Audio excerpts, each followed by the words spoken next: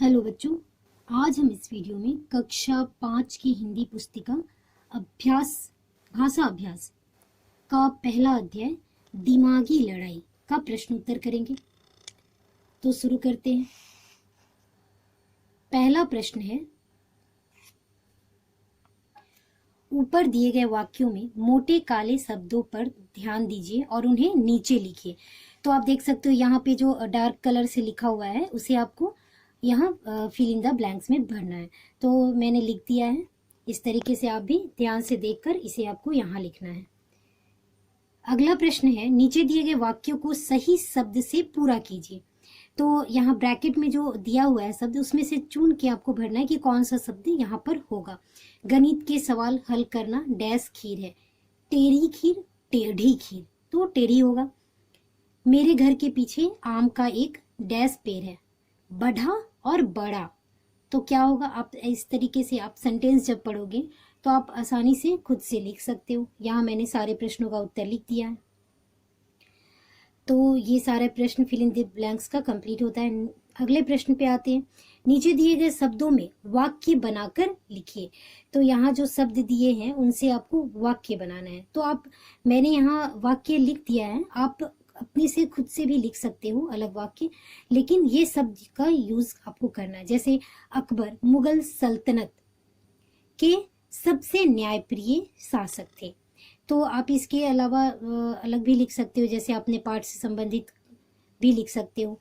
फिर जल्दी से गृह कार्य खत्म करो, या हमें जल्दी से अपना काम जल्दी पूरा करना चाहिए। कुछ भी आप लिख सकते हो, या हमें पढ़ाई जल्दी से पूरा करना चाहिए। ठीक है, इस तरीके से आप अलग अलग वाक्य भी लिख सकते हो। यहाँ मैंने लिख दिया है। तो यहाँ ताज्जुब है, सभी के घर में रहते चोर का सामान चुरा लेना ताज्जुब की बात है। तुम्हारा नाम क्या है। तो यहाँ प्रश्नवाचक चिन्ह होगा। छुट्टी, स्कूल की छुट्टी हो गई। अब आते हैं हम अगले प्रश्न पे। सल्तनत से जुड़े कुछ चित्र नीचे दिए गए हैं, उनके नाम लिखिए। तो यहाँ सल्तनत से संबंधित बहुत सारे चित्र दिए हैं, आपको उसका नाम लिखना है। तो ये है तख्त या सिंहासन, इसको कहते हैं। ये महल है, बादशाह है। ये है सैनिक या फौजी, फिर ताज, फिर है तोप। अब अगले प्रश्न पे आते हैं। एक दिन पड़ोसी सुल्तान, यहाँ पर एक शब्द दिन और पड़ोसी शब्द सुल्तान की विशेषता बता रहे हैं। विशेषता बताने वाले शब्द को विशेषण कहते हैं। अब पाठ में इसे नीचे दिए गए शब्दों की विशेषता बताने वाले शब्द छांट कर लिखिए। तो आप देख सकते हो ये आपके पाठ से संबंधित ही है। तो आपने यदि पाठ ध्यान से पढ़ा है तो इन सारे प्रश्नों का उत्तर आप आसानी से कर सकते हो। यहाँ मैंने सारे प्रश्नों का उत्तर लिख दिया है। ठीक है, अब आते हैं हम अगले प्रश्न पे। अब अगला प्रश्न है, नीचे दिए गए वाक्यों को बोल बोल कर पढ़िए। तो आपको रीडिंग प्रैक्टिस। अगला है पढ़िए और समझिए। जब हम भावों पर बल देते हैं तो अक्सर हमारी वाक्य संरचना बदल जाती है। जैसे क्यों आया है यह। तो जैसे भाव आप जैसे एक्सप्रेशन दोगे, अपने बोलचाल में जैसा एक्सप्रेशन दोगे, इसके अकॉर्डिंग जो है आपका वाक्य जो है वो लिखने में आपका चेंज हो जाएगा। इसी को आप यदि बोलेंगे ये क्यों आया है ऐसे, और क्यों आया है यह, इन दोनों वाक्यों में बहुत ही डिफरेंस है। आपको शब्द सेम है लेकिन वाक्य के उच्चारण से दोनों का अंतर हो जा रहा। तो आते हैं हम अगले प्रश्न पे। तो यहाँ उसी तरीके के और भी वाक्य दिए गए हैं। अब अगला है, नीचे दिए गए वाक्यों को सामान्य हिंदी वाक्य रचना के अनुसार लिखिए।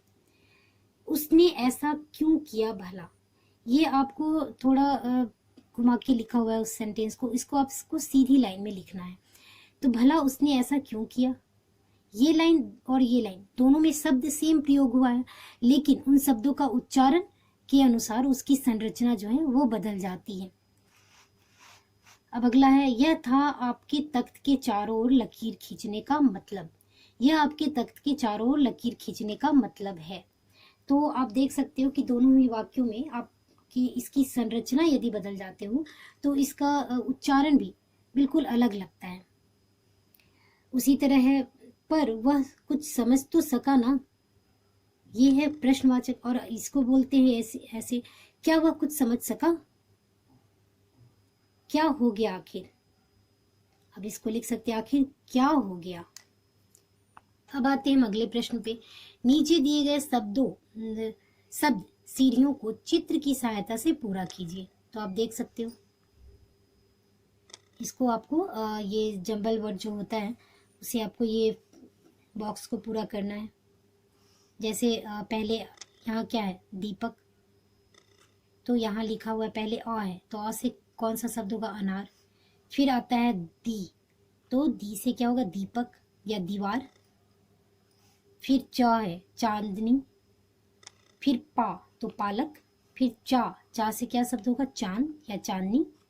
फिर होगा स से सवाल, ठीक है।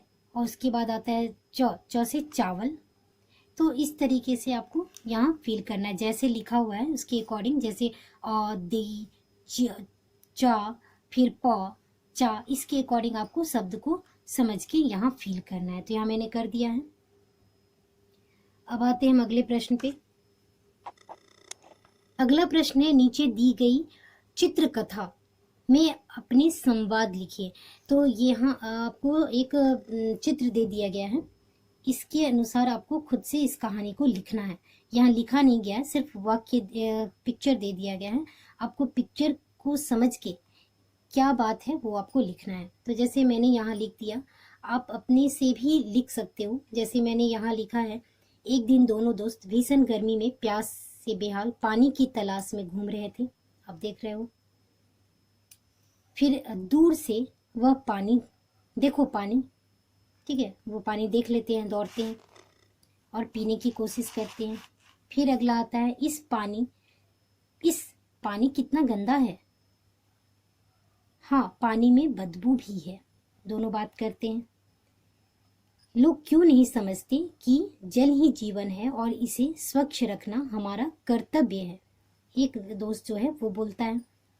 अब देखिए, अगर यही हाल रहा तो लोग प्यास से मर जाएंगे, क्योंकि यदि पानी इतना गंदा रहेगा तो कोई पी नहीं पाएगा और प्यास से मर जाएगा, चाहे वो इंसान हो या जानवर, ठीक है। तो इसके अकॉर्डिंग मैंने इस चित्र को देख के यहाँ ये कहानी को लिख दिया है। आप इससे हटके आपको जो उचित लगे आप भी लिख सकते हैं। तो लेकिन ये आपको पिक्चर को ध्यान से समझना होगा। ये नहीं कि आप कुछ भी लिख दोगे तो चल जाएगा, नहीं, आपको चित्र को पहचानना है, उसके हाव भाव से सेंटेंस को लिखना है। तो आप देख सकते हो